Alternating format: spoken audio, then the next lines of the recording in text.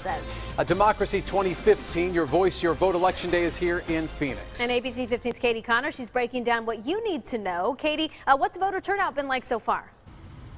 Well, officials are hoping to get about 25% voter turnout. We know around 95,000 people have voted so far. The doors at 29 polling stations across the valley just opened at 6 o'clock. We are live here in Ahwatukee at the one off of 48th Street in Pecos. Let's get right to some of the issues that you'll be weighing in on. Incumbent Phoenix Mayor Greg Stanton is running for another term. He faces Republican challenger Anna Brennan and Matt Jetty, who is an independent. There are also 4 city council seats up for grabs. Voters in districts 1, 3, 5, and 7 will have to decide a new representative. Another big measure, Prop 104, it would increase the sales tax to improve public transportation, including a nearly 40-mile extension of the light rail. ABC 15 got an inside look at how the city's tabulation equipment looks this year. For the first time in the city's history, 3 double-sided pages will be on the ballot.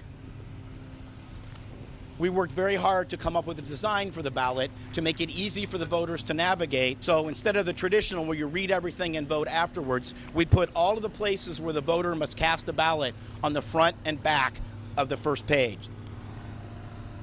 And the other 2 pages on your ballot are just explanations about what you're voting on. The city says they saved about $500,000 with this new ballot. You can vote today at the 29 locations throughout the valley. We have a link on our website if you need those locations. And you can vote from 6 this morning until 7 tonight. Of course, ABC 15 will continue to track the results. We're expecting to get the first round of results around 8 p.m. But Dan and Danielle, we will keep you updated on what we learn throughout the day.